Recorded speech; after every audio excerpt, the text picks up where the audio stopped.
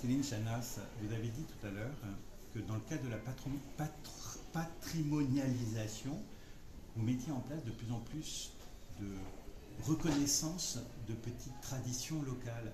Est-ce que vous n'avez pas peur que finalement beaucoup de petits acteurs de petites traditions locales viennent vous voir en quête d'une forme de reconnaissance, voire d'une forme d'académisation, en tout cas de reconnaissance qui leur permet après peut-être même d'avoir des subventions, en tout cas une reconnaissance importante, mais jusqu'où on peut mettre le curseur? Alors c'est une bonne question. Aujourd'hui, on est déjà très sollicité par beaucoup d'acteurs sur beaucoup de sujets, plutôt sur des sujets historiques d'ailleurs, et des sujets de société qui ont un écho dans le monde contemporain ne sont pas finalement si présents que ça. La démarche du musée, je dirais, elle est plutôt celle de l'écoute, de l'ouverture. Nous, ce qu'on va pouvoir apporter, c'est la mise en perspective historique du propos qui est sollicité. Donc là, sur le carnaval, voilà, apporter des ressources documentaires, éventuellement mettre en contact avec des historiens, des anthropologues. On a eu récemment le cas sur la broderie, par exemple. La broderie a aussi été inscrite sur les listes du patrimoine culturel immatériel en Bretagne.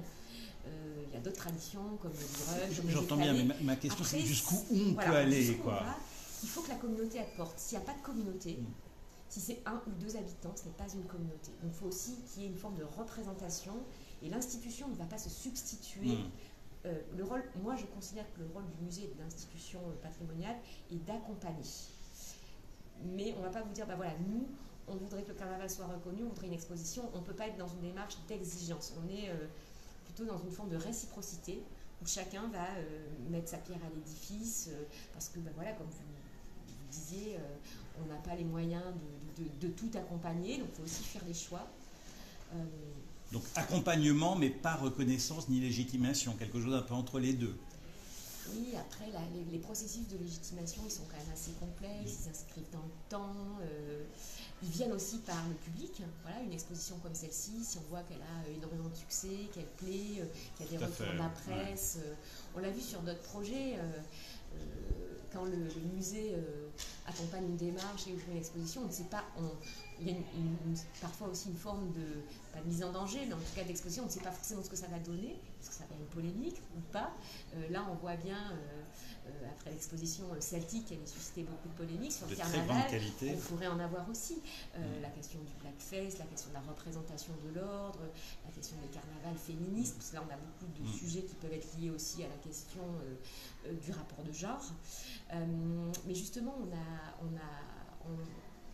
au fur et à mesure qu'on engrange des expériences et parfois on a des difficultés, on essaye peut-être de les prévenir. Et c'est la raison, par exemple, d'une forme d'ouverture qu'on laisse la place de la poésie, la place de l'art. Ça, on l'a toujours dit. Dans une exposition, on ne prétend pas avoir toutes les réponses.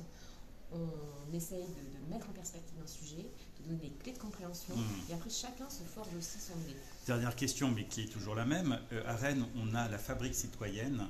Vous savez, on peut proposer des sujets. Finalement, ce que vous faites, n'est-ce pas un peu une sorte de contribuer à une fabrique patrimoniale?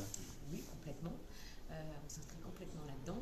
Les musées de société et les écomusées avant ont toujours porté cette logique du faire avec les habitants et les habitants d'un territoire.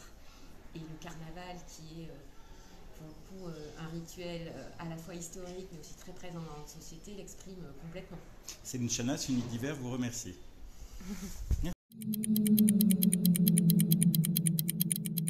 Bon